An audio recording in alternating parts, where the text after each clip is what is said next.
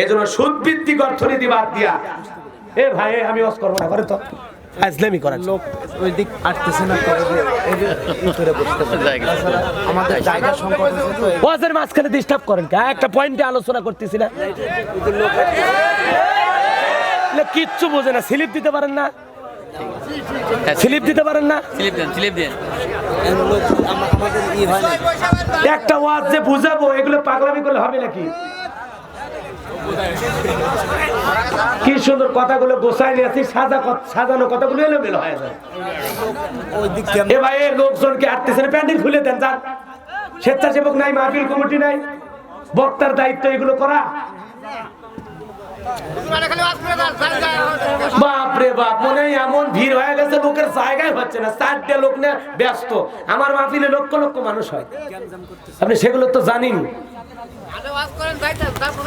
কেসা খারাপ লাগতেছে তাফসীর ভিত্তিক আলোচনা হচ্ছে না এখানে ওলামা একরাম বসে আছেন জিজ্ঞাসা করেন তো ওয়াজের পয়েন্টগুলো ঠিক আছে কিনা এই যে সুপার সাহেব বসে আছে জিজ্ঞাসা করেন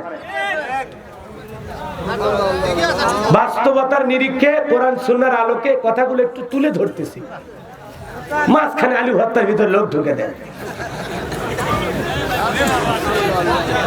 একটা ওয়াজ 2 ঘন্টা 2.5 ঘন্টা সাজায় বলতে গেলে কত পরিশ্রম করলে বক্তা ভালো জানে এরপরে আরেকবার ডিস্টার্ব করলে ডাইরেক্ট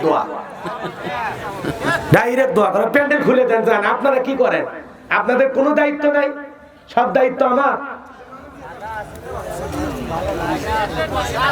নাই রে ভাই লোকই নাই কয়েকটা মুখোদ্দারি আছে বাইরে তো লোক নাই থাক দেয় সমস্যা কি আছে ওই 4 জনের ডাক পেয়ে যায় আমার 5 মিনিট ওয়াজ নষ্ট করবো আমি 5 মিনিটে একটা পয়েন্ট বলা শেষ হবে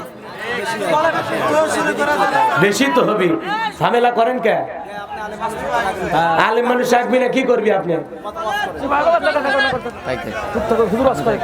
আপনি তো ভদ্রতা শিখেননি স্লিপ লিখে দেন আমি স্লিপের নজর দিতাম ধাম করে একবার বলতাম ভাই সাহেব আসেন শেষ বাপরে বাপ এদিকে খেয়াল করেন আমি বক্তা না আমি খারাপ মানুষ আর দাওয়াত দেবেন না এলাকায় আসার দরকার আছে আমার খারাপ মানুষ দেখে তো এলাকার লোক বসে আছে টাকা নিছে কি হয়েছে টাকা নিছেন দেখে কিনে নিছেন নাকি আমার টাকা দিয়ে মানুষ কেনা যায় এদিক খেয়াল করে ভাই কষ্ট বাড়ায় না এদিক খেয়াল করে আস্তে করে হাতটা নামান কি গো দাঁড়ানো ভাইরা বসবেন না বসেন বসেন বারবার ইশারা দিয়ে বোঝেন না বান্ধবীর ইশারা ঠিকই বোঝেন হুজুরের ইশারা বোঝে না বসেন সবাই বসেন এই তোমাদের কি আলাদা পার্সোনাল ভাবে বলা লাগবে বসো না কেন যারা মাহফিলে ওয়াজ শোনার নিয়তে প্যান্ডেলের ভিতরে ঢুকছেন দয়া করে বসবেন আর যদি বলেন না হুজুর একটু শুনে আসছি বাইরে মাইক অনেক লাগানো আছে যে কোনো একটা মাইকের ধারে 10 মিনিট দাঁড়ায়া শুনে মাহফিলের হক আদায় করে বাড়ি চলে যাবেন বুঝলেন না বাড়ি যায় বউয়ের কাছে তো মিথ্যা কথা বলা যাবে না আপনি যে চুরি বর্তিত মাইয়া মানুষ দেখে ঘুরছেন জিলেবি বর্তিতে আড্ডা মারছেন এটা তো আর বউয়ের কাছে বলা যাবে না বউ জানে ওয়াজ শুনে আসছে কিন্তু আপনি যে কত শেয়ানা কথা কম কি আপনারা বলেন আজকের মাহফিল কি মেলা করার জন্য নাকি এই জায়গায় ওয়াজ শোনার জন্য দোকানপাট আসছে প্রয়োজন মোতাবেক খরচ নেব আত্মীয় স্বজন আছে তাদেরকে খাওয়াবো আমি দোকানপাটের বিরুদ্ধে ওয়াজ করতেছি না আমি বলতেছি প্রয়োজন হতে পারে একটা মাহফিল কেন্দ্রে দই মিষ্টি আপেল কমলা বেদনা জায়নামাজ টুপি অনেক দোকানপাট আসতে পারে তাদের ব্যবসা করা দরকার কিন্তু তাই বলে ওই জায়গায় আপনাকে ভিড় করতে বলি নাই প্রয়োজন হয়েছে জিনিস নেবেন বিকেল থেকে কি করছেন কেনাকাটা মাগরিব পরে কি করছেন এখনো কেনাকাটা করা লাগবে তো আর শুনবেন কখন ও মাহফিল শেষ হলে হ্যাঁ এরকম কিছু লোক আছে সম্মানিত ভাইয়ের আমার আমি আর কথা বাড়াতে চাই না আপনারা অনেকে ঝোঁকে তালে বলেই ফেলেছেন দুর্নীতির আলো ঘরে ঘরে যান বাংলাদেশে দুর্নীতি দমন কমিশন আছে না এরপরে বলেন তো দুর্নীতি কমছে না বাড়ছে আমরা চাই আমাদের প্রিয় মাতৃভূমি বাংলাদেশ দুর্নীতি মুক্ত আল্লাহ কবুল করুন চিল্লা বলেন আমিন আমরা চাই আমাদের প্রিয় মাতৃভূমি বাংলাদেশ মাদক মুক্ত আল্লাহ কবুল করুন চিল্লা বলেন আমিন আমরা চাই আমাদের প্রিয় মাতৃভূমি বাংলাদেশ যৌতুক মুক্ত আল্লাহ কবুল করুন চিল্লা বলেন আমিন সম্মানিত ভাইরা আমার ভূমিকায় লম্বা কথা নয় সরাসরি মূল আলোচনায় প্রবেশ করতে চাই যেহেতু আপনারা দীর্ঘ রাত পর্যন্ত মাহফিল শুনবেন না এটা হলো আপনাদের নিয়ম তো এজন্য আমি চাই ডাইরেক্ট ওয়াজ। তো হুজুর শুনলেন, সংবাদ পেলেন? আমি বলতেছি মাহফিল কমিটির লোক কার আপনারা? জি আমি শুনছি। ইলেকশন হবে না, হবে না, আপনার আমি শুধু আওয়াজ করে দেবেন। শুধু না? হ্যাঁ ঠিক আছে ময়না, শুধু আওয়াজ, কোনো আলো খাতা হবে না না, ভালো হচ্ছে তাহলে আলহামদুলিল্লাহ। এমনি ডাক্তার হয়ে গেছে। চলেন আমরা আলোচনা শুরু করি। আমি কথা বলবো পবিত্র কুরআনুল কারীমের 23 নাম্বার সূরা। কত নাম্বার? জোরে বলেন কত নাম্বার? 23। সূরাটির নাম আল মুমিনুন। কি নাম? সূরা আল মুমিনুন। সূরা আল মুমিনুন। মোট আয়াত আছে 118, রুকু আছে 6টি। বিশ্বনবীর মাক্কি জিন্দেগিতে এই সূরাটি নাজিল হয়েছে। 18 নাম্বার পারার প্রথম সূরা। আল্লাহ রাব্বুল আলামিন তার আদরের ভিআইপি মুমিন বান্দাদের জন্য সূরা আল মুমিনুন নাজিল করেছেন। দুনিয়াতে যারা কাফের, অবিশ্বাসী, তাদের জন্য আল্লাহ পাক সূরা কাফিরুন নাজিল করেছেন। আবার যারা দুমুখ সাপ, দুই নৌকায় পা দিয়ে চলে, মুখে বলে একটা অন্তরে আর একটা, বৃষ্টি যেই দিকে ছাতা ধরে সেই দিকে, সুবিধাবাদ জিন্দাবাদ, ওদের নাম কি? জোরে কোন, জোরে কোন। মুনাফিক। ওদের নামে আল্লাহ পাক একটি সূরা দিয়েছেন, সূরার নাম মুনাফিকুন। মুমিন চেনা সহজ, কাফের চেনা সহজ, কিন্তু মুনাফিক চেনা বড় কঠিন। কথা বলে না? দাড়ি টুপি থাকার পরেও মুনাফিক হয়, হজ করার পরেও আলহাজ মুনাফিক হয়। কথা কন না কেন? বিভিন্ন ভাবে মানুষ মুনাফিক হয়ে যায়। সম্মানিত ভাইরা আমার, এজন্য মুনাফিক চেনা বড় কঠিন। মুনাফিকেরা হলো মুখোশধারী, মুখে বলে একটা অন্তরে আর একটা। সকালে বলে ইসলামের পক্ষে কাজ করি, আবার রাতের বেলা ইসলাম নামের গাছের গোড়া কেটে দেয়। চুপ করে থাক ধোঁকাবাজ, চোখে তোদের নাই লাজ। গোড়া কেটে মাথায় ঢালো পানি, তোদের চিনি আর কতকাল করবি রে শয়তানি। মুনাফিকদের স্বভাব হলো গাছের গোড়া কেটে মাথায় পানি ঢালে। মুনাফিকেরা নিজের রাস্তা পরিষ্কার করার জন্য নিজের হাতে হত্যা করে, আর সকালবেলা ফুলের মালা নিয়ে যায়, সব প্রকাশ করে বলে বড় ভালো লোক ছিল। তো ভালো লোক ছিল মারলি কেন? কথা কন না কেন? এই জন্য মুনাফিক চেনা বড় কঠিন। কথা বলেন ঠিক কিনা? আপনি মুখে মুখে বলবেন আল্লাহ বিশ্বাস করি, পরকাল বিশ্বাস করি, এতই সোজা আপনি মুমিন হবেন।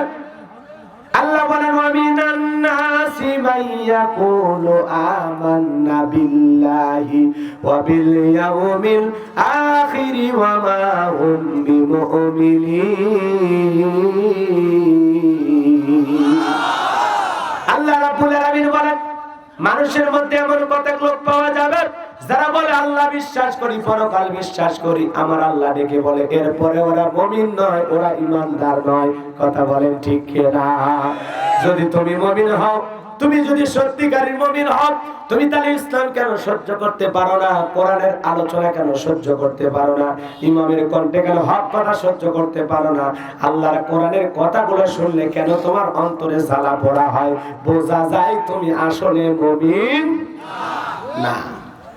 আল্লাহ পরকাল বিশ্বাস করি এই কথা স্বীকৃতি দিলে আপনি মুমিন হবেন না। মুমিন হতে গেলে আরো অনেক অনেক অনেক গুণাবলী আপনার ভিতরে থাকতে হবে। কথা বলে ঠিক কিনা? চলুন আমি মুনাফিকদেরকে নিয়ে আলোচনা করব না, কাফেরদেরকে নিয়ে আলোচনা করব না, আমি আলোচনা করব আল্লাহর ভিআইপি মুমিন বান্দাদেরকে নিয়ে। বলেন আল্লাহু আকবার। আপনি আমি সকলের মুমিন তো ইনশাআল্লাহ।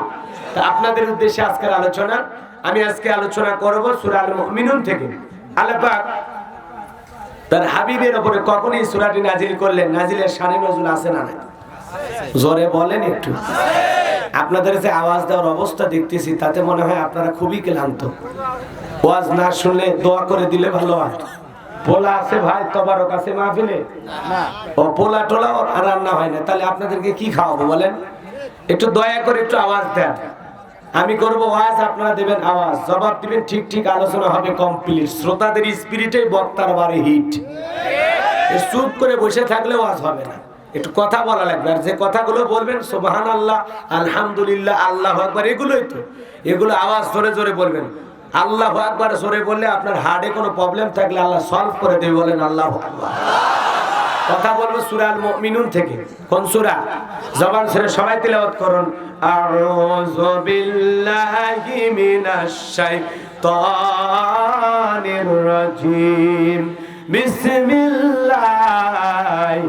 রাহমানির রহিম। বিতাড়িত মদ্দার শয়তানের কাছ থেকে আল্লাহর কাছে আশ্রয় প্রার্থনা চাচ্ছি। পরম করুণাময় দয়ালু আল্লাহর নামে শুরু করছি। সূরা আল মুমিনুন, মনে থাকবে তো ইনশাআল্লাহ? সূরা আল মুমিনুন। আল্লাহ রাব্বুল আলামিন বলেন, قد أفلح المؤمنون الذين هم في صلاتهم خاشعون। সম্মানিত ভাইয়েরা আমার, বলেন তো এই সূরাটি নাজিলের শানে নজুল আছে না নাই? নাজিলের প্রেক্ষাপট আছে না নাই? হযরত ওমর ফারুক রাদিয়াল্লাহু, আমি মৌমাছির বনবন আমার শুনলাম, ডানে তাকায় মৌমাছি নাই, বামে তাকায় মৌমাছি নাই। বিশ্ব নবীর চেহারা মোবারকের দিকে তাকায় দেখি নবীজি ফিসফিস করে কি যেন তেলাওয়াত করেন। হযরত ওমর ডেকে বলেন, আমার বোঝার বাকি রইল না, আসমান থেকে নবীজির উপরে কোরআনুল কারীম নাজিল হচ্ছে, আর আমার নবী কোরআনুল কারীম রিসিভ করা নিয়ে ব্যস্ত। বলেন আল্লাহু আকবার। সম্মানিত ভাইরা আমার, মৌমাছির বনবন ভনভন আওয়াজ হইলে কোরআনুল কারীম নাজিল হয়।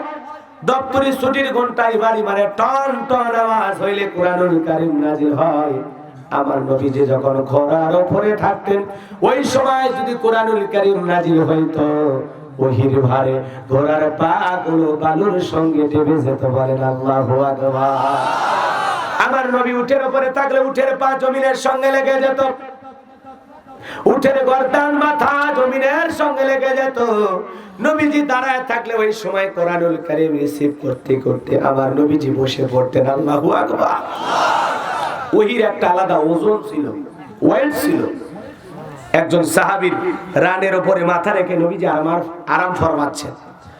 ওই সময় জিবরাইল এসে যখন ওহী নাজিল করলো, সাহাবী ডেকে বলেন, আমার কাছে মনে হচ্ছে আমার রানের উপরে ছোট্ট একটা পাহাড়ের খণ্ড তুলে দেওয়া হয়েছে।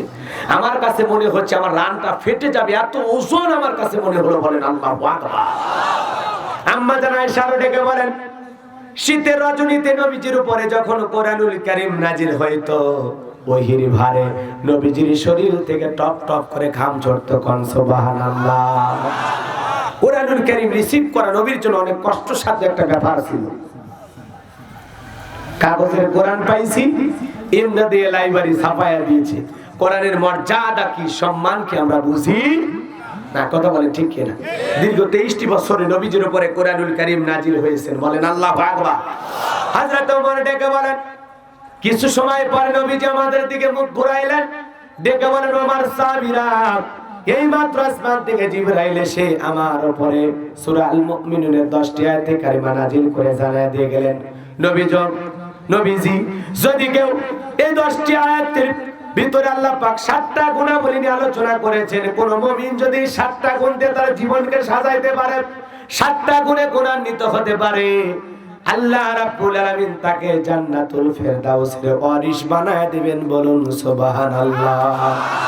বাবা মারা গেলে সন্তান যেরকম ওয়ারিশ সূত্রে তার সম্পত্তির ভাগ পায়, কোন মুমিন যদি এই 7টা গুণ অর্জন করতে পারে, আল্লাহ রাব্বুল আলামিন বলেন, উলাইকা হুমুল ওয়ারিসুন আল্লাযীনা ইয়ারিসুনাল ফিরদাউস হুম ফিহা খালিদুন। তাকে আমি উত্তরাধিকারী বানাবো জান্নাতুল ফেরদাউসের, সেখানে তারা চিরকাল বসবাস করবে, কোনদিন বের করে দেব না। কোন সুবহানাল্লাহ। এই 7টা গুণ আমাদের অর্জন করার দরকার আছে না? কি সে 7টা গুণ জানার দরকার আছে না নাই?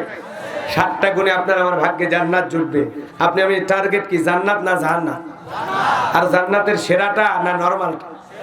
সেরা জান্নাতের নাম জান্নাতুল ফেরদাউস। বলেন আল্লাহু আকবার।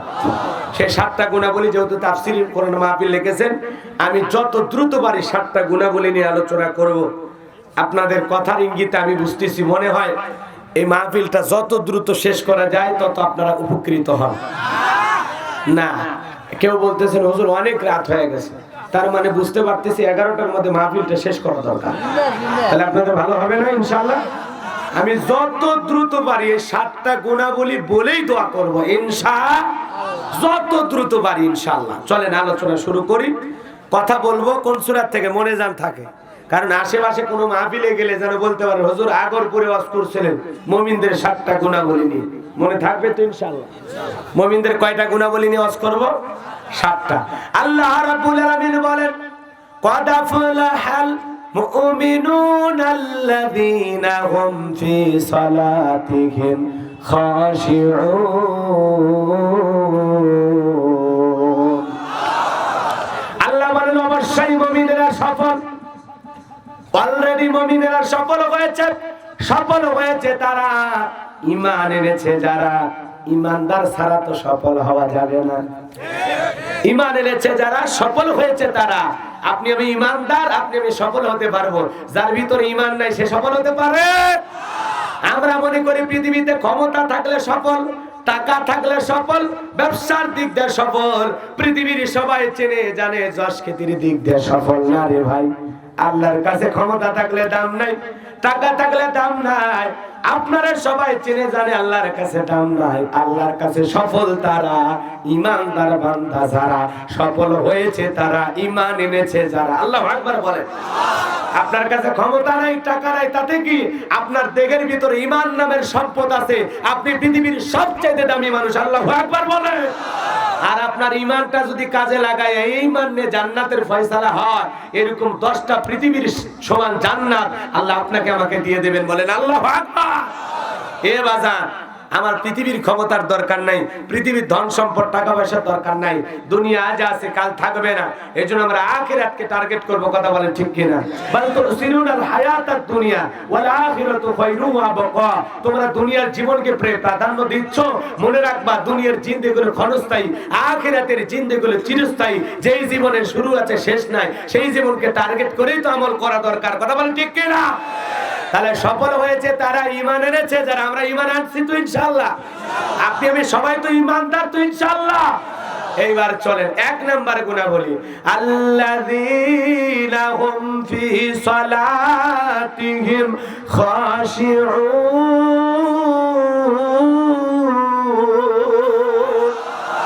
আল্লাহ রাব্বুল আলামিন বলেন সফল হয়েছে তারা। 1 নাম্বার গুণাবলী মুমিনদের, 1 নাম্বার গুণাবলী যারা নিজেদের সালাত বিনয়ের সহিত, নম্রতার সহিত, খুশি খুশি ভাব নিয়ে এমন ভাবে সালাত আদায় করতে হবে, দিলের মধ্যে একমাত্র শুধুমাত্র কেবলমাত্র ভয় থাকবে কার? আরো জোরে বলেন কার? এবার জানবো, আমার হৃদয়ের কান পেতে কথাগুলো শুনবেন। আল্লাহ বলেন আল্লাযীনা হুম ফি সালাতিহিম খাশিউন।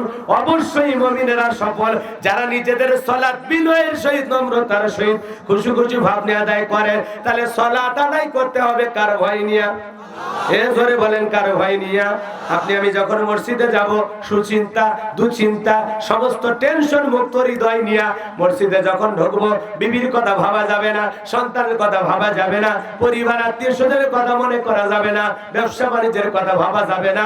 আপনি শুধুমাত্র আল্লাহকে সিজদা দেওয়ার জন্য, আপনি আল্লাহর বান্দা হয়ে, আল্লাহর প্রিয় গোলাম হয়ে মসজিদে ঢুকেছেন। এখন শুধুমাত্র আপনি একজন, আর তিনি কে? আপনি আমি সবাই আল্লাহর। এজন্য বাজার গো আমার, আল্লাহর ঘর মসজিদে যখন ঢুকবো এমন ভাবে সালাত আদায় করব, এমন বিনয়ের সহিত সালাত আদায় করতে হবে। বাজান মনে করা লাগবে আমি সালাত আদায় করতেছি আর আমার আল্লাহ সেই দৃশ্য দেখতেছেন। বলেন আল্লাহু আকবার। আপনি আমি সালাতে দাঁড়াবো আর মনে করব আমি সালাত আদায় করতেছি আর আমার আল্লাহ আমার সামনেই দাঁড়িয়ে আছেন। বলেন আল্লাহু আকবার। এজন্য সালাত আদায় করব আর মনে করব আজকের সালাত আমার জীবনের শেষ সালাত। আমি আর জীবনে কোনোদিন আসর পড়তেছি, মাগরিব পড়ার সুযোগ নাও পাইতে পারি, আমার এই সালাত জীবনের শেষ সালাত। এইটা মনে করে যদি সালাতগুলো আদায় করি, বলেন তো বাজান সালাতগুলো সুন্দর হবে কিনা? কথা বলেন না কেন? আপনি যখন সালাতে দাঁড়াবেন অন্তরের মধ্যে একমাত্র ভয় থাকবে কার? ইয়া আইয়ুহাল্লাযীনা আমানু তাকুল্লাহ, হে ঈমানদারগণ আমি আল্লাহকে ভয় করো, হাক্কা তুকাতিহি, ভয় করার মতো ভয় করো। আর ওই ভয় নিয়ে যদি কেউ সালাত আদায় করে, ফালিয়াবুদু রাব্ব হাযাল বাইত আল্লাযী আত'আমাহুম মিন জু ওয়া আমানাহুম মিন খাউফ। আল্লাহু আকবার বলেন। আল্লাহ বলেন যারা ওই ঘরের মালিকের ইবাদত করো। ওই ঘর কোন ঘর? আল্লাহর ঘর। আল্লাহর ঘর আপনাদের এলাকায় আছে না? সেই ঘরকে আল্লাহ টার্গেট করে বলতেছেন ওই ঘরের মালিকের ইবাদত করো। ইবাদত যদি ইবাদতের মতো করতে পারো বান্দা, তোমার করা লাগবে না দুইটা জিনিসের ধান্দা। এক নাম্বার, তোমার রিজেকের টেনশন নাই, আমি আল্লাহ রিজেকের ফয়সালা করে দেব, রিজেকের ব্যবস্থা করে দেব। নামাজ পড়ছো, আমার হুকুম মানছো, যেই জায়গায় হাত দিব ওই জায়গায় আমি আল্লাহ রিজেকে, ধনে, দৌলতে বরকত দেব। করে আল্লাহু আকবার। দুই নাম্বার, তোমাদের কোনো ভয় থাকবে না, আমি আল্লাহ সকল ভয় থেকে নিরাপত্তা দেব। ওই সেই নিমগাছি বাজার থেকে তুমি আগরপুর আসবা, তুমি বিকাশের দোকানদার, তোমার পকেটে 2 লক্ষ টাকা আছে, আর চিন্তা করতেছো আল্লাহ টাকা নিয়ে বাড়ি পর্যন্ত যাইতে পারবো নাকি ছিনতাইকারীর কবলে পড়বো, তোমার এই ভয় থাকবে না, আমি আল্লাহ তাআলা সকল ভয় থেকে নিরাপত্তা দেব। জোরে বলেন আল্লাহু আকবার। তুমি ভয় করবা মেয়েটা কলেজে গেল, একা একা ফিরবে নাকি জামাই সাথে নিয়ে আসবে, ভয় আছে, কথা কর না। মেয়েটা কলেজে গেল, একা একা আসবে নাকি কারো লালসার শিকার হবে, কোন শয়তানদের নজরে পড়ে আমার মেয়েটা ইজ্জত হারায় বাড়িতে ফিরে কিনা, বা কেউ হত্যাকাণ্ডের মতো ঘটনা ঘটায় কিনা, আমাদের সকল ধরনের জান মাল নিয়ে টেনশন আছে না? সকল টেনশন থেকে আপনাকে আমাকে নিরাপত্তা কে দেবেন? কিন্তু সালাত যদি সালাতের মতো হয়, ইবাদত যদি ইবাদতের মতো হয়, তাহলে কিভাবে সালাত আদায় করতে হবে, কতটা মনোযোগী আমাদের হওয়া লাগবে। চলেন আমরা নবী এবং সাহাবীদের জীবন থেকে কয়েকটা কথা শুনে আসি। কষ্ট হবে? খারাপ লাগতেছে নাকি? লিল্লাহি তাকবীর। আমার ভাইরা, আম্মা জান আয়েশা রাদিয়াল্লাহু তাআলা আনহাকে বলেন, বিশ্বনবী এতটা লম্বা সময় নামাজের মধ্যে দাঁড়িয়ে থাকতেন, সালাতে দাঁড়িয়ে থাকতেন। আমার নবীজি নামাজের মধ্যে দাঁড়িয়ে থাকতে থাকতে আমার নবীজির পা মোবারক ফুলে যেত। বলেন আল্লাহু আকবার। একটা মানুষ কতটা লম্বা টাইম দাঁড়িয়ে থাকলে পা ফুলে ওঠে চিন্তা করা যায়? কথা কর নাকি? আর আমাদের পা ফুলে, এদিকে খেয়াল করেন, আমাদের কথা পরে বলতেছে, আগে আল্লাহ রাসূল এবং সাহাবা ইকরামদের কিছু কথা বলি। দেখেন তো তাদের সালাতের সাথে আমাদের সালাত মিলে কি? কথা বোঝেন না? বিশ্বনবী দাঁড়িয়ে থাকতেন এতটা লম্বা সময়, পা মোবারক ফুলে যেত। আম্মা জান আয়েশা ডেকে বলেন, নবী যতটা লম্বা টাইম ধরে রুকুতে থাকতেন, মাঝে মাঝে মনে হয় তিনি আর কোনোদিন রুকু থেকে উঠবেন না। আমার নবী যতটা লম্বা টাইম ধরে সিজদা দিতেন, মাঝে মাঝে মনে হয় আখিরি পয়গম্বর আর কোনোদিন সিজদা থেকে মাথা উঠাবেন না। এত লম্বা টাইম ধরে রুকু করতেন, সিজদা করতেন, সালাতে কিয়ামে দাঁড়ায় থাকতেন আমার আপনার নবী মুহাম্মদ রাসূলুল্লাহ সাল্লাল্লাহু আলাইহি সাল্লাম। জোরে বলেন আল্লাহু আকবার।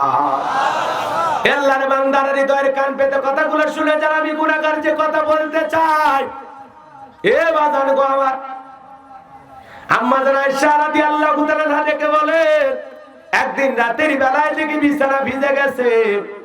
আমি মনে করলাম পানি পড়ে ভিজে গেছে, কিন্তু না না, আমি তাকায় দেখি আখিরি নবী মুহাম্মদ সাল্লাল্লাহু আলাইহি সাল্লাম চোখের পানি ছেড়ে দিয়ে এত কান্না করেছেন, এত কান্না করেছেন, নবীজির চোখের পানি দিয়ে পুরো বিছানা ভিজে গেছে।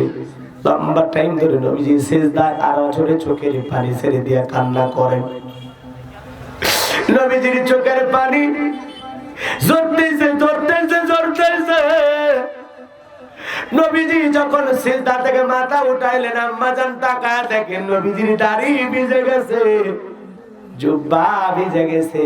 বলে, নবী গো, আপনি কেন এত কান্না করেন, আপনার কি হয়েছে? আমার নবী ডেকে বলে, আয়েশা, আমি তো আমার জন্য কাঁদি না, আমি কাঁদি আমার গুনাহগার উম্মতের গুনাহ মাফের আশায়। ও আয়েশা, আমি কাঁদি আমার গুনাহগার উম্মত গুলোকে আল্লাহ যেন জাহান্নামে না দেয়, আমি আমার উম্মত গুলো জাহান্নামে যায়। আয়েশা, আমি এটা চাই না। এই জন্য আমি আল্লাহর কাছে কেঁদে কেঁদে বলি, আল্লাহ, আমার উম্মত গুলো গুনাহগার, তাদের গুনাহগুলো মাফ করে দাও। এ বাজারে যেই নবী আপনার আমার মহব্বতে সিজদা দিয়া কাইদা চোখের পানি চাইরা দিয়া কান্দে, নবীর চোখের পানি দিয়া বিছানা ভিজা যায়, যেই নবীর জীবনে কোনো গুনাহ নাই, সেই নবী দিনের মধ্যে 70 বার ইস্তেগফার পড়তেন। আস্তাগফিরুল্লাহ আস্তাগফিরুল্লাহ আস্তাগফিরুল্লাহ আল্লাযী লা ইলাহা ইল্লা হুয়াল হাইয়ুল কাইয়্যুম লা হাওলা ওয়ালা কুওয়াতা ইল্লা বিল্লাহিল আলিয়্যিল আযীম। আস্তাগফিরুল্লাহ রাব্বি মিন কুল্লি যামবি ওয়া আতুবু ইলাইহি। বলেন তো বাজান, হাতের দিকে তাকায় দেখি গুনাহ, চক্ষু খুললে গুনাহ, চতুর্দিকে তাকায় দেখি এত এত এত এত গুনাহ করছি, কিন্তু তওবা করার সুযোগ তো আমাদের নাই। যেই নবীর জীবনে কোনো গুনাহ নাই, সেই নবী দিনের মধ্যে 70 বার ইস্তেগফার করেন। নবীরা জন্মের আগে মাসুম, জন্মের পরে মাসুম। দুনিয়ার কোন নবীর কোনো গুনাহ নাই, কোন সুবহানাল্লাহ। সেই নবী যদি 70 বার ইস্তেগফার করেন, আপনার আমার জীবন তো গুনাহ দিয়ে অন্ধকার, পাপের পাহাড় করে তুলেছি। কত না গুনাহ করেছি, মিথ্যা কথা বলেছি, নামাজ কাজা করেছি, খাদ্যে ভেজাল দিয়েছি, ওজনে কম দিয়েছি, কত মানুষের ক্ষতি করলাম, হিংসা করলাম, রাগারাগি করলাম, মেজাজ দেখাইলাম, কত মানুষকে কত কষ্ট দিলাম। আমার আচরণে কত মানুষ কাঁদলো, আমার আচরণে আমার বিবি খুশি না, আমার আচরণে আমার দোকানের কর্মচারী খুশি না, আমি তো মানুষ হিসাবে ভালো না। জীবনে গুনাহ তো কম করলাম না, অপরাধ আর কম করলাম না। এ বাজান বলেন তো, মালিকের কাছে তওবা করার দরকার আছে না নাই? তওবাকারী বান্দাকে ভালোবাসেন কে? তওবা করার নির্দেশ দিয়েছেন কে? ইয়া আইয়ুহাল্লাযিনা আমানু তুবু ইলাল্লাহ। হে ঈমানদারগণ, তোমরা তওবা করো, তওবা করে আমি আল্লাহর দিকে ফিরে আসো। আল্লাহু আকবার বলেন। আল্লাহ পাক শেষ রাত্রিতে সে ডেকে বলে, কি আছো গুনাহগার, কি আছো অপরাধী, তওবা করো, গুনাহ মাফ চাও, আমি আল্লাহ গাফফার, তোমাদের গুনাহগুলো মাফ করে দেব। কারণ সুবহানাল্লাহ, দুনিয়াতে অপরাধী খোঁজা হয় তাকে শাস্তি দেওয়ার জন্য, আর আমার আল্লাহ তার অপরাধী বান্দাগুলো খুঁজে মাফ করে দেওয়ার জন্য। কারণ সুবহানাল্লাহ, সুবহানাল্লাহ। আমার আল্লাহর দয়া কত, দয়া কত। সে আল্লাহরে ভুইলে আমরা দুনিয়াতে ব্যস্ত হয়ে আছি। কথা কোনাকে বলেন, দুনিয়াতে যদি মার কাছে আমরা অপরাধ করে মাফ চাই, মা মাফ দেয় না? তো ওই মায়ের চাইতে কোটি কোটি গুণ দয়া মায়া যে আল্লাহর বেশি। গুনাহ করছেন, মাফ চান, আল্লাহ মাফ করে দেবে। সুবহানাল্লাহ। ইস্তেগফার করতে হবে। এ বাজানো গো আমার, কয় হুজুর নামাজ পড়ারই সময় নাই, আর 70 বার ইস্তেগফার। ইস্তেগফার পড়ার জন্য আপনার আলাদা টাইম দরকার নাই, উঠতে বসতে চলতে ফিরতে। আবার ইস্তেগফার পড়ার জন্য ওযুরও দরকার নাই। কথা বলে না, যে কোনো অবস্থায় যে কোনো সময় আপনি পড়তে পারেন, চলতে পড়তে পারেন, কৃষিক্ষেত্রে কাজ করতে, জমিতে কাজ করতে, ব্যবসা বাণিজ্য করতে, রাস্তা দিয়ে পথ চলতে, ঘুম থেকে উঠে ঘুমানোর আগে, যে কোনো সময় যখন তখন আপনি পড়বেন, কোনো সমস্যা নাই। যত বেশি ইস্তেগফার করব, আপনার আমার জীবনের গুনাহগুলো মাফ করে দেবেন কে? আর জোরে বলেন কি? হায়রা আবার চলুন সামনের দিকে যাই। কষ্ট হচ্ছে আপনাদের? হৃদয়ের কান পেতে কথাগুলো শুনে যান বাজার।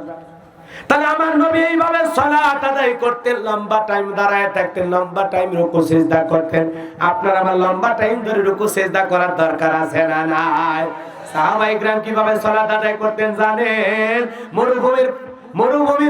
মরুভূমির ভিতরে সাহাবায়ে কিরাম সালাত আদায় করার জন্য দাঁড়িয়ে যেতেন, আর ওই পাখিগুলো খেজুর গাছ মনে কইরা সাহাবীদের মাথার উপরে বসে থাকতো, কাদের উপরে বসে থাকতো, সাহাবীরা টের পাইতো না। জোরে কোন সুবহানাল্লাহ।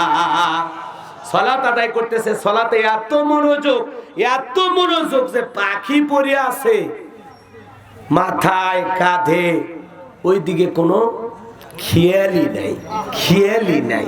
তাহলে সালাতের মনটা গেছে কোথায়? সুবহানাল্লাহ। হযরত আলী জিহাদের ময়দানে তীর ঢুকে গেছে, টান দেয়, কষ্ট পায়। নবী বললেন সাহাবীরা সবাই দাঁড়াও, নামাজ হবে। আর একজনকে বললেন, আলী যখন সিজদায় যাবে তীরটা ধরে টান দিও, এটা তোমার দায়িত্ব, তুমি পরে নামাজ পড়িয়ে নিও। এইবার 2 রাকাত নামাজ, প্রথম রাকাত শেষ, দ্বিতীয় রাকাতের দ্বিতীয় সিজদায় যখন আমার নবী চলে গেছেন, ওই সাহাবী কাতারের ফাঁক দিয়ে এত জোরে তীর ধরে টান দিয়েছে, সাথে কিছু গোশত বের হয়ে আসছে। নামাজের মুসল্লায় রক্ত বইরে আছে। নামাজ শেষে নবীজি জিজ্ঞাসা করে, আলী নামাজের আগে তীর টান দিল, তুমি কষ্ট পাইলে, ব্যথা পাইলা, তো নামাজের সময় যখন তীর টান দিল তখন তুমি ছিলে কোথায়? তখন কি তুমি কষ্ট পাও নাই? হযরত আলী ডেকে বলেন, নবী গো, সালাত আমি যখন আদায় করতেছিলাম, আমি যখন সিজদায় চলে যাই, আমার কাছে এমন মনে হয় আমি দুনিয়ার কোন সাধারণ মাটিতে সিজদা দেই না, মনে হয় আমি সিজদা দিতে দিতে মাওলা পাকের আরশে আজিমে যায় আল্লাহকে সামনে রাইখা আল্লাহর কুদরতি পায়ে সিজদা দিতেছি, কোন সুবহানাল্লাহ। আমার কাছে এমন মনে হয় আমি মাওলা পাকের আরশে আজিমে যায়া আল্লাহর সামনে আল্লাহর কুদরতি পায়ে সিজদা দিতেছি, আমার কাছে এমন মনে হয়। তাহলে যে নামাজের ভিতরে আরশে আজিমে চইলা যায় সে কি দুনিয়ার ওই সামান্য তীরের আঘাতের কথা মনে থাকতে পারে? সুবহানাল্লাহ বলতেন না? তো সাহাবায়ে কেরামদের সালাত ছিল এরকম মনোযোগ, এত মনোযোগ। হযরতে তালহা রাদিয়াল্লাহু তাআলা সালাত আদায় করতেছেন, জঙ্গলের উপরে বাড়ি ছিল তার। জঙ্গল থেকে সাপ আইসা ছেলেটাকে পেছে ধরেছে। মানুষজনকে ডাকে তার স্ত্রী সন্তানকে বিপদমুক্ত করলেন। হযরতে তালহা রাদিয়াল্লাহু তাআলা সালাত শেষে জিজ্ঞাসা করে, বিবি রে, এত মানুষজন বাড়িতে ব্যাপার কি? কয়, স্বামী আপনি বোঝেন না, আপনি যখন নামাজের ভিতরে ছিলেন, সালাতের ভিতরে ছিলেন, কলিজার টুকরে ছেলেকে বিষাক্ত সাপ এসে পেঁচিয়ে ধরেছে, আমি মানুষজনকে ডেকে সন্তানটাকে বিপদমুক্ত করলাম। এত ঘটনা আপনার চোখের সামনে ঘটে গেল, এত লম্বা টাইম চলে গেল, ও স্বামী আপনি কি কিছুই টের পান নাই? হযরতে তালহা রাদিয়াল্লাহু তাআলা বলতেছেন, বিবি রে, সালাতের মধ্যে কারো মন যদি এদিক সেদিক চলে যায় তাহলে সালাত তো আর সালাত থাকে না। বলেন আল্লাহু আকবার। এই জন্য সাহাবায়ে কেরাম সালাতে এত মনোযোগ। সন্তানকে সাপ ধরে বলতে পারে না, তীর টান দিলে ব্যথা পায় না, পাখি পড়ে থাকলে টের পায় না, আর মশা পড়লে আমরা ছাড় দেই না। হ্যাঁ চাচা, আমাদের নামাজ একটা মশা যদি আগে মশা মার তারপর সুরে ধর, কথা ঠিক কিনা? আবার নামাজে দাঁড়াইছে, পায়ে মশা ধরছে, এক ঠ্যাং আর এক ঠ্যাং উপরে তুলে দেবে, খাবো খা। আছে না নাই? আছে না নাই? এইগুলো আমাদের সালাতের অবস্থা। বাপ রে বাপ, আমি একবার তারাবির সালাত আদায় করতেছি, হঠাৎ করে বিদ্যুৎ চলে গেল, পিছন থেকে একজনকে ইসরে গেল রে। আমি তারাবির সালাত শেষে জিজ্ঞাসা করলাম, ভাই নামাজের ভিতরে বাইরে 13 ফরজ, তো ইসরে গেল রে কয় নাম্বার? কয় হুজুর কারেন্ট চলে গেছে তো মুখ ফসকে বের হয়ে গেছে। আছে না না এরকম? তা আমাদের সালাতের অবস্থা হলো এরকম। আমরা সালাত আদায় করি, আবার ওযুখানায় কে ওযু করে বাঁকা চোখে দেখি, ও জব্বার ভাই কেবল এলু, কথা কর না কে? এত সালাতে তাড়াহুড়ো, আমাদের নামাজের বেলায় আমাদের এত তাড়াহুড়ো। এক মুরব্বি চাচা ওযু করতে গিয়ে এত তাড়াহুড়ো, এক ঠ্যাং না ধুয়ে মসজিদে ঢুকছে। তাইসারা মসজিদ পিছলা খায়া, চাচা একদিক লঙ্গি একদিক, তাও কয় আল্লাহু আকবার। বলেন ওযুটাই যদি সুন্দর না হয় আপনার আমার সালাত হবে? সালাত হবে? আবার দেখবেন নামাজের আজান হয় একটা, ঠিক একটাই, জামাত হবে 1:30টায়, অথবা কোনো জায়গায় 1:01টায়, একটা 15 মিনিটে। তাহলে 15 মিনিট আগে কেন আজান দেওয়া হলো? যাতে আপনি আজানের আহ্বান পাওয়া মাত্রই ওযু সেরে আসে প্রথমে সুন্নত পড়বেন। কথা কন না কেন? সুন্নতের বেলায় মুসল্লির স্পিরিট জানে, ইমাম আর মুসল্লি একসাথে জোহরের 4 রাকাত সুন্নতের নিয়ত বেঁধেছে, ইমামের 2 রাকাত হওয়ার আগে মুসল্লির 4 রাকাত শেষ। হুজুর জিজ্ঞাসা করে, ভাই এত তাড়াহুড়ো করে কেমনে হয়? কয় হুজুর আপনাদের চর্চা কম তো কেমনে সূরা ফাতিহা বলছেন একটু শুনে। মানে এমন কায়দায় সূরা ফাতিহা এত স্পিরিটে বসে, ফেরেশতারাও বোঝেনি এমন নামাজ গুনাহ লিখবি না নেকি লিখবি, এখন কলম কামড়াচ্ছে টেনশন। কথা কয় ঠিক না? কি সালাত, কি স্পিরিট আমাদের সালাতের ভিতরে। 4G গতি ফেল, 5G গতি ফেল, বাপ রে বাপ। 2 রাকাত 2 মিনিট, 4 রাকাত 4 মিনিট, 20 রাকাত 20 মিনিট, এই হলো আমাদের নামাজের অবস্থা। আর সাহাবীরা 2 রাকাত নামাজ পড়ছে, সারা রাত কাটাইছে। সুবহানাল্লাহ। তাদের সালাত আর আমাদের সালাত। তাই বলে জোহরের সময় তো আর সারা দিন কাটালে হবে না, পড়তে হবে। যে সালাতটা আপনি 4 মিনিটে পড়তেছেন, ওইটা একটু 10 মিনিট লাগান, দেখবেন মজা লাগবে। কথা কন না কেন? যে নামাজটা আপনি 4 মিনিট 5 মিনিটে শেষ করতেছেন, সেই নামাজটা কয় মিনিটে পড়বেন? আরো 5 মিনিট বাড়ায় দেন, দেখবেন মজা লাগবে। আর এত তাড়াহুড়ো করতে হবে না, আর বেশি তাড়াহুড়ো করলে বেশি ভুল হয়। কথা কন না কেন? রাগ করেছেন মনে হয়? তাহলে আমাদের সালাতের প্রতি এত মনোযোগ হওয়া লাগবে সাহাবায়ে কেরামদের মতো, যাতে আমরা সালাত যখন আদায় করব দুনিয়ার কোনো চিন্তা, কোনো কথা, কোনো খেয়াল এদিক সেদিক যেন না যায়। কথা কন ঠিক কিনা? কিন্তু সাহাবায়ে কেরামদের মতো আমাদের তো খেয়াল থাকে না, আমাদের তো মন এরকম না। আমরা নামাজ পড়ি আগরপুরে, মন চলে যায় রায়গঞ্জে, নামাজ পড়ি এখানে, মন চলে যায় সিরাজগঞ্জে। আমাদের পাগল মন, খালি নামাজে দাঁড়ায়ও ছটফট করে, মনটারে কন্ট্রোল করাই যায় না। কথা কন না কেন? পাগল মোহন মোহন রে, মন কেন উল্টো পাল্টা বলে, ও পাগল মন মন রে মন কেন মসজিদে না যায় রে আল্লাহ রে আল্লাহ রে কোন জামানায় পাঠাইলা আমারে বর্তমানের নারী পুরুষ সমান সমান মাপ লম্বা চুল কাটিয়া আবার মাথায় লাগাই ক্যাপ আল্লাহ রে কোন দুনিয়ায় পাঠাইলা আমারে জিন্সের প্যান্ট শার্ট পরিয়া রাস্তা হাইটা যাই পোলা না মাইয়া ওইটা সিনা বড়দাই আল্লাহ রে কোন জামানায় পাঠাইলা আমার হিন্দি গানের টান মারিয়া রাস্তা হাইটা যাই আবার কারো সুরে সুরে বুকটা ফাইটা যায় আল্লাহ রে কোন দুনিয়ায় পাঠাইলা আমারে ও পাগল মন মন রে মন কেন মসজিদে না যায় রে কথা কর না কেন খারাপ কিছু বলছি আমাদের পাগল মন নামাজের দ্বারা ছটপট কয় রাকাত পড়ছি মনে থাকে না সিজদা কটা দিছি মনে নাই এই তো নামাজ আল্লাহ আল্লাহ আল্লাহ কষ্ট হচ্ছে আপনাদের নামাজে তাড়াহুড়ো করা সালাত আদায় করতে তাড়াহুড়ো করা এই দেশে তো তারাবির নামাজ যখন আসে মসজিদে মসজিদে মনে হয় নামাজের প্রতিযোগিতা চলে কোন ইমাম কত তাড়াতাড়ি শেষ করতে পারে কথা কর না আবার দুই মুসল্লি দুই বাজারে নিম গাছি না কি বাজার পাশে নিমগাছি বাজারে যা গল্প করে দোস্ত তোমাদের প্রথম তারাবি কয় মিনিটে আমাদের হুজুর মোটামুটি ভালোই খুব ভালোই ইখলাস আলা মানুষ একেবারে মুহসিন মানুষ খুবই ভালো 1 ঘন্টা লাগছে ওটা তোর হুজুর হলো আমাদের হুজুর বিদ্যুতের গতি ফেল সব নামাজ 20 মিনিটে শেষ আপনারাই কোন এই যে এশার সালাত তারাবির 20 রাকাত বেতের নফল এগুলো পড়তে যদি 20 মিনিট লাগে ওই নামাজ আল্লাহর আরশে ওঠা দূরের কথা মসজিদের ছাদের উপর উঠছে কথা কর না কে ওইগুলো নামাজ দা হবে না ভাই তারাবি মানে তাড়াতাড়ি না ধীরস্থির 4 রাকাত পরে পরে সাহাবায়ে কেরাম বিশ্রাম নিয়েছে কথা কর না কে আর আমরা মানে প্রতিযোগিতায় নাম লেখাইছি কত তাড়াতাড়ি শেষ করা যায় মানে নামাজটা আমাদের কাছে বোঝার মতো মনে হয় আবার কোন জায়গায় খতম তারাবি হইলে মুসল্লিরা এত চালাক ঠিক যখন হুজুর রুকুত যাবি তখন ওই উঠে রুকুত যায় আর এতক্ষণ তিলাওয়াত যখন হয় তখন বসে থাকে কেন ওই খতম তারাবি দেয় নামাজ হল আছে না এরকম মানে হুজুর তো তিলাওয়াত করতেছে তো 1 পৃষ্ঠা 1.5 পৃষ্ঠা পড়বি কে দাঁড়িয়ে থাকবি বসে থাকি হুজুর যখন আল্লাহু আকবার করে রুকুত যাবে তখন আমি খাড়া হয়ে রুকুত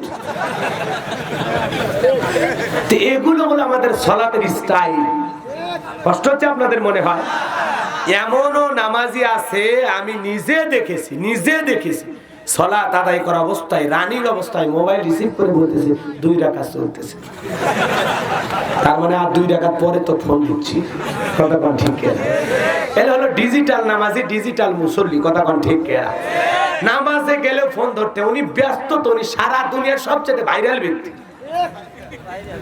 কেন আল্লাহকে যে সময়টা দেবেন 10টা মিনিট ফোনটা বন্ধ রাখা যায় না কথা বলে এ যুবক তোমার মোবাইলটা কেন নামাজের সময় রিংটোন বাজে হ্যাঁ কেন কেন কেন তোমার মোবাইল দিয়ে শব্দ হয় তোমার লজ্জা করে না আল্লাহর ঘরে গেছো তুমি আল্লাহকে সিজদা দিতে গেছো তুমি জানো না তুমি তো এখন আল্লাহ শুধু আল্লাহ দুনিয়ার কারোর সাথে আর তোমার কোনো সম্পর্ক নাই তুমি আল্লাহর ঘরে প্রবেশ করেছো মানে তুমি আল্লাহর গোলাম হয়ে আল্লাহকে সিজদা দেওয়ার জন্য তোমার ডিউটি পালন করার জন্য তুমি গেছো এই সময় আর কারো কাজ হবে না আর যুবক মসজিদে বসে লুডু খেলতেছে লুডু ছেলে টাচ মোবাইলে লুডু আছে 4 জন মিলে বসে লুডু আমি তসবিহ মনে পড়তেছে আমার সাথে কি হচ্ছে কত হুজুর নামাজে আসছি তো বিকেল বেলা বাইরে যা কিলা মসজিদে বসে থেকে একবার মাগরিব পরে বেরো মতে লুডু খেলতেছি আমি তাড়াতাড়ি তোরা মসজিদ থেকে বের হয় তাড়াতাড়ি কেন মসজিদ হলো ইবাদতের জায়গা লুডু খেলার জায়গা কথা কন তোমাদের সময় কাটতেছে না তোমরা জিকির করো সময় কাটতেছে না কোরআন তিলাওয়াত করো তো মসজিদের ভিতরে যদি ফেসবুক টিপাটিপি হয় লুডো খেলা খালি হয় ওই মসজিদের ঘরকে আপনার বাড়ির বেডরুম ফাজলামি করা জায়গা বানা না অনেক মুসল্লি আছে মসজিদের ভিতরে ঢুকে দুনিয়া বিকল্প কেবারে বাসা ভাই ওই জমির পানি ছাড়ছে, ডিপ চালু করছিল আজকে, আমারও পানি নেওয়ার কথা আসলো বারে, কিন্তু আমি বেটির বাড়িতে গেছিলাম, মসজিদত যায় জমির পানির গল্প করতেছে, আমার মাঝে মাঝে মনে হয় ফাটে ফেলে দে, খালি আল্লাহ যদি অর্ডার দিল না চোপাতে একটা থাপ্পড় দাঁত খুলে ফেলে দিলে ফেলে, তোর পানি নেওয়ার গল্প আর করা যাবে না, সময় নাই না। হ্যাঁ, বহু মানুষ মসজিদে ঢুকে এগুলো গল্প, কে ভাই বাজারে ধান নিয়ে গেছিলে, ধানের দাম কেমন, কথা ঠিক আছে না? খবরদার খবরদার, মসজিদে যায় দুনিয়াবি কোনো গল্প চলবে না, খালি কোরআন সুন্নাহ। যদি হ্যাঁ ইমাম সাহেব যদি কথা প্রসঙ্গে সামাজিক রাষ্ট্রীয় ব্যাপার বাস্তবতা তুলে ধরে সেটা তার ব্যাপার, কিন্তু আপনি যায়া ওই ধান ডিম মাছ আলু পাট গম ভুট্টার গল্প করবেন, এই অধিকার ইসলাম আপনাকে দেয়নি, ওটা ইবাদতের জায়গা, দুনিয়ার ডিম আলু কদুর হিসেবে জায়গা না, ওটা বাহিরে যখন বের হবেন তখনই হিসাব শুরু করে দেবেন। আর পানি জমি ধসে কিনা ওটা দেখে নামাজ যান, নামাজের মধ্যে যান, যা মনে হয় না পানি কি মাথা পর্যন্ত পৌঁছিছে, তাহলে কিন্তু আর নামাজ থাকবে না, কথা ঠিক কিনা? কারণ আল্লাহ পাক এই জায়গায় বলতেছেন আল্লাযীনা হুম ফি সালাতিহিম খাশিউন, যারা বিনয়ের সহিত নম্রতার সহিত কুসু কুসু ভাব নিয়ে এমন আদব নিয়ে দাঁড়াইতে হবে, দুনিয়া রাজা বাদশা প্রধানমন্ত্রীর সামনে দাঁড়াইলে যেরকম আদব নিয়ে দাঁড়াবেন যাতে কোনো বেয়াদবি না হয়, ঠিক তার চাইতে কোটি কোটি গুণ বেশি আদব বেশি ভদ্রতা নিয়ে আসমান জমিনের মালিক আল্লাহর সামনে দাঁড়াইতে হবে, কথা ঠিক কিনা? আল্লাহ পাক আল্লাহর ভয় নিয়ে আল্লাহর ঘরে যায় আল্লাহকে সিজদা দেওয়ার তৌফিক দান করুন, জোরে করে আমিন, আরো জোরে বলেন আমিন। এক নাম্বার গুনাহবলি বললাম, দুই নাম্বার আল্লাহ রাব্বুল আলামিন বলেন আল্লাযীনা হুম আনিল লাগwi মুরিদুন। দুই নাম্বার গুনাহবলি অনর্থক কথাবার্তা বলা যাবে না। এইবার আসেন সাইজ হন।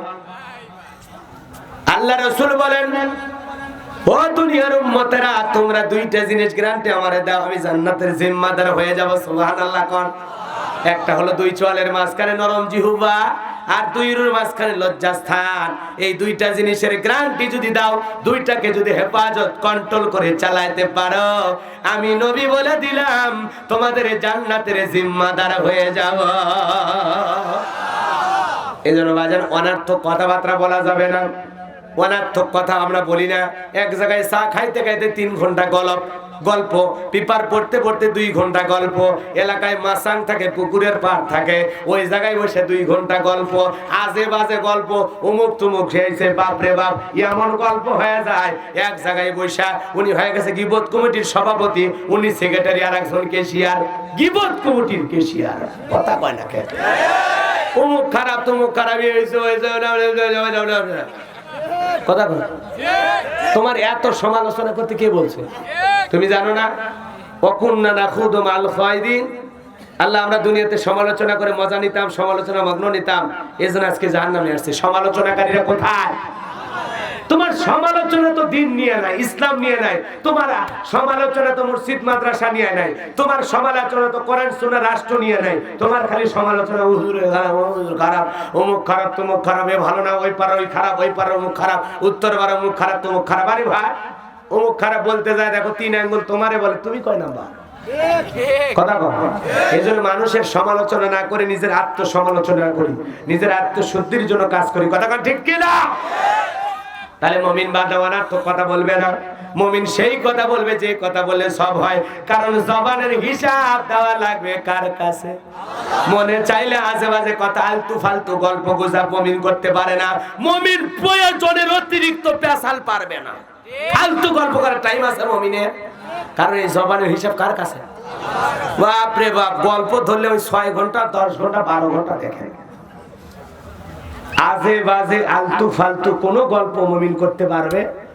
মুমিনের জবানটা কন্ট্রোল করে চলা লাগবে, এই নির্দেশ কার?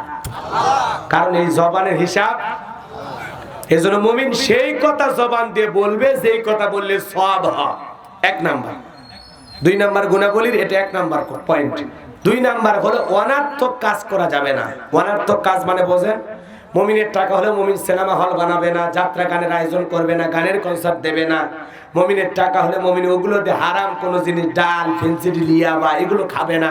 মুমিনের টাকা হলে মুমিন মদের বার দেবে না, সিনেমা হল দেবে না। মুমিনের টাকা হলে মুমিন ওই টাকাতে হালাল পথে খরচ করবে, মসজিদ বানাবে, মাদ্রাসা বানাবে, এতিমখানা বানাবে, তাফসীর মাহফিলের আয়োজন করবে। কথা কন না কি আপনারা? 10টা ফলের গাছ লাগায় দিবে, একটা ভালো পুকুরের ঘাট বানায় দিবে। আমাদের সমাজে পুকুর আছে, তালুকদার সাহেবের পুকুর, জনসাধারণ প্রবেশ নিষেধ। বাপ রে বাপ, ধনী কেন? একটু গরিব মানুষের জন্য উন্মুক্ত করে দাও, তারা কাপড় চোপড় ধোবে, গোসল টোসল করবে, পরিষ্কার হবে। এই জন্য জনগণের কল্যাণে কাজ করে যাবে। 10টা গাছ লাগায় দেবে, ফলের গাছ লাগায় দেবে, মসজিদ মাদ্রাসা বানায় দেবে। এক কথা সমাজে সে ভালো ভালো কাজ চালু করবে। কথা ঠিক কি না? মুমিন বান্দা ভালো কাজ যেখানে, মুমিন বান্দা অন্যায় কাজ যেখানে মুমিন থাকবে না। আর এই আয়াতের 3 নাম্বার পয়েন্ট হলো অনার্থক জিনিস শ্রবণ করা যাবে না। কান আছে দেখে গান শুনবা, ধুম বাসালে ধুম। কথা কথা কান আছে দেখে তুমি গান শুনবা, রূপবানের আছে কোমর দোলাইয়া, আল্লাহ তোরে মারবে কবরে ঝোলায়া ঝোলায়া। কথা ঠিক কিনা? এই কান দিয়ে আজে বাজে গান শ্রবণ করা যাবে না, অশ্লীল কোন কথা শ্রবণ করা যাবে না। এই কান দিয়ে সেই জিনিসগুলো শ্রবণ করতে হবে যেগুলো শুনলে সব হয়। কি হয়? হক্কানি ওলামা ইকরামদের বয়ান, ইসলামী সঙ্গীত, কোরআন তিলাওয়াত, নাচ গান, অশ্লীল ফাহিশা কথা, খবরদার এই কান দিয়ে আমরা আজে বাজে জিনিস শ্রবণ করতে পারবো? ভালো ভালো জিনিস শ্রবণ করতে হবে। তাছাড়া ওই আজে বাজে গান শুনবেন, বয়স হয়ে গেলে স্পিকার কাজ করবি না। কথা কয় না? হ্যাঁ, সিগন্যাল পাবি না। দাদা কত দাদি বাড়ির নাই? দাদা কেমন আছেন? ও ভাই কি কোস? বুঝি না। কারণ সারা জীবন অকাম বদকাম করে কানের 12টা ভালাইছে, শেষ বয়সে যে আর স্পিকার কাজ করতেছে না, ওই ব্যাটারি ওয়ালা মেশিন লাগে থামরান লাগে। কথা কোন ঠিক কিনা? এরপরে মেশিন কাজ করে। তাহলে একটি আয়াতের ভিতরে ভালো করে বুঝবেন মুমিন বান্দার 2 নম্বর গুণাবলীর এদিকে খেয়াল করেন। আল্লাহ পাক বলেন অনার্থক জিনিস, এদিকে খেয়াল করেন, অনার্থক কথাবার্তা বলা যাবে না, অনার্থক কাজকর্ম করা যাবে না, অনার্থক জিনিস শ্রবণ করা যাবে না। মুমিন মুখ দিয়ে সেই কথা বলবে যেই কথা বললে সব হয়। মুমিন সেই কাজ করবে যে কাজগুলো করলে সব হয়। মুমিন সেই জিনিসগুলো শ্রবণ করবে যেগুলো শুনলে সব হয়। এক কথায় সব আছে যেখানে মুমিন থাকবে, আর গুনাহ আছে যেখানে মুমিন নাই। এটা হলো মুমিন বান্দার 2 নম্বরে গুণাবলী। ওয়াল্লাযীনা হুম আনিল লাগবি মুরিদুন। মুমিন বান্দা অনার্থক কথা বলবে না, অনার্থক কাজ করবে না, অনার্থক জিনিস শ্রবণ করবে না। সেইটা বলবে যেইটা বললে সব হয়, সেই কাজ করবে যে কাজ করলে সব হয়, সেই জিনিসগুলো শ্রবণ করবে যেগুলো শুনলে সব হয়। এক কথায় সব আছে যেখানে মুমিন আছে। মনে থাকবে তো ইনশাআল্লাহ। এই যুবক হতাশা হয়ো না। 4 নাম্বার গুণাবলীতে তোমাদের আলোচনা আছে। এইবার নাম্বার 3। কয় নাম্বার? যুবকেরা মনে করতেছে হুজুর আমাদের ব্যাপারে কিছুই বলবে না, হতাশা হইছো। 4 নাম্বারে তোমাদের আছে। কার আছে? তো যুবকদের আছে 4 নাম্বার। ভালো করে বুঝবারে যুবক, 4 নাম্বার তোমাদের। এইবার নাম্বার 3, ওয়াল্লাযীনা হুম লিয-যাকাতি ফাইলুন। 3 নাম্বার গুণাবলী, আল্লাহ যদি মুমিন বান্দাকে নেশাব পরিমাণে ধন সম্পদের মালিক বানায় দেয়, মুমিন বান্দা সক্রিয়ভাবে বছরে হিসাব করে যাকাত দেবে কয়বার। আল্লাহ যদি যাকাত আপনার আমার উপরে ফরজ করে দেয়, বছরে যাকাত দিতে হবে কয়বার? এ জোরে কর না কে? না এলাকায় যাকাত দেয় না কেউ? হ্যাঁ, অনেক কোটিপতি ধনীপতি আছে বাবারে, যাকাত দেয় না। মাল দেওয়ার আগে কারণের মতো 1000 বার চিন্তা করে। কথা কর না কে ভাই? আল্লাহ পাক কেন যাকাত দিয়েছে জানেন? যাকাত আল্লাহ পাক দিয়েছে, যাকাত যেই এদিকে খেয়াল করেন, ইসলামের ভিতরে আল্লাহ যাকাত দিয়েছে কারণ হলো যাকাত দারিদ্রতা বিমোচন করে, যাকাত সমাজকে অভাব মুক্ত করে। যাকাত আল্লাহ পাক দিয়েছেন ধনী গরিবের ব্যবধান, পার্থক্য সমান সমান করে দেওয়ার জন্য। জোরে বলেন কথা ঠিক কিনা? যেই সমাজের অর্থনীতি হবে যাকাত ভিত্তিক, ওই সমাজ হবে সুন্দর এবং পবিত্র। কারণ যাকাত ভিত্তিক অর্থনীতি আল্লাহর দেয়া ফরজ। আর সুদ ভিত্তিক অর্থনীতি হারাম। যতই মাথা পিছু ডলারকে ডলার আয় দেখান না কেন, সুদ ভিত্তিক অর্থনীতি চালু থাকবে যতদিন, জনগণ সুখে থাকবে না ততদিন। আর যাকাত ভিত্তিক অর্থনীতি চালু হবে যখন, শান্তির সুবাতাস বাংলার জমিনে বইবে তখন। কথা কোন ঠিক কিনা? যাকাত ভিত্তিক অর্থনীতি হালাল হালাল হালাল হালাল, আর সুদ ভিত্তিক অর্থনীতি হলো হারাম হারাম। কুকুরের বাচ্চা হয় 10টা 15টা, বাইসা থাকলে কি আগরপুর গ্রামে চলা যেত? কিন্তু গাভীর বাছুর হয় কয়টা? একটা হালাল। বাপরে বাপ, প্রতিদিন রায়গঞ্জে জবাই হয়, সিরাজগঞ্জে জবাই হয়, বেলকুচিতে জবাই হয়, বগুড়াতে জবাই হয়, ঢাকাতে জবাই হয়, হাজার হাজার গরু জবাই হয়, কুরবানিতে লক্ষ লক্ষ জবাই হয়। এরপরে কি কোনো বছর বলা হয়েছে এই বছরে কুরবানির গরু নাই? আমরা যত খাওয়া খাইতেছি, আল্লাহ হালাল সম্পদটাকে বৃদ্ধি করে দেয়। বছরে একটা হয়, তারপরে খাইয়া শেষ করতে পারি না। আর কুকুর 10-15টা বাচ্চা দেয়, জন্মের হওয়া হয়, জন্মের মরা মরে। হারামে বরকত নাই, হালালে বরকত আছে। হালালের সাথে আল্লাহ আছে, হারামের সাথে শয়তান আছে। এজন্য সুদ ভিত্তিক অর্থনীতি বাদ দিয়া, এ ভাই আমি ওয়াজ করব না, করে তো ইসলামী করার লোক ওই দিক আসতেছে না, এই যে করে বসতে পারে। আমাদের জায়গা সংকট হয়েছে তো, ওয়াজের মাঝখানে ডিস্টার্ব করেন কে? একটা পয়েন্টে আলোচনা করতেছি না, কিচ্ছু বোঝে না। স্লিপ দিতে পারেন না? স্লিপ দিতে পারেন না? স্লিপ দেন, স্লিপ দেন। আমাদের ই হয় না। একটা ওয়াজ যে বুঝাবো, এগুলো পাগলামি করলে হবে নাকি? কি সুন্দর কথাগুলো গোছায় নিয়েছি, সাজানো কথাগুলো এলোমেলো হয়ে যায়। এ ভাই, এ লোকজনকে আটতেছে না, প্যান্ডেল খুলে দেন। যান, স্বেচ্ছাসেবক নাই, মাহফিল কমিটি নাই, বক্তার দায়িত্ব এগুলো করা। বাপরে বাপ, মনে হয় এমন ভিড় হয়ে গেছে, লোকের জায়গায় হচ্ছে না। 4টে লোক নিয়ে ব্যস্ত। আমার মাহফিলে লক্ষ লক্ষ মানুষ হয়, আপনি সেগুলো তো জানেন। কেসা খারাপ লাগতেছে? তাফসীর ভিত্তিক আলোচনা হচ্ছে না, এখানে ওলামা একরাম বসে আছেন, জিজ্ঞাসা করেন তো ওয়াজের পয়েন্টগুলো ঠিক আছে কিনা। সুপার সাহেব বসে আছে, জিজ্ঞাসা করেন। বাস্তবতার নিরীক্ষে কোরআন সুন্নাহর আলোকে কথাগুলো একটু তুলে ধরতেছি। মাঝখানে আলু ভর্তার ভিতর লোক ঢুকে দেন। একটা ওয়াজ 2 ঘন্টা 2.5 ঘন্টা সাজায় বলতে গেলে কত পরিশ্রম করলে বক্তা ভালো জানে। এরপরে আরেকবার ডিস্টার্ব করলে ডাইরেক্ট দোয়া, ডাইরেক্ট দোয়া করে প্যান্ডেল খুলে দেন। জান, আপনারা কি করেন? আপনাদের কোনো দায়িত্ব নাই, সব দায়িত্ব আমার। নাই রে ভাই, লোকই নাই, কয়েকটা মুখোদ্দারি আছে, বাইরে তো লোক নাই। থাক দেয়, সমস্যা কি আছে? ওই 4 জনের ডাক পেয়ে যায়, আমার 5 মিনিট ওয়াজ নষ্ট করবো আমি? 5 মিনিটে একটা পয়েন্ট বলা শেষ হবে, বেশি তো হবে। ঝামেলা করেন কে? আলেম মানুষ রাখবি না, কি করবি আপনি?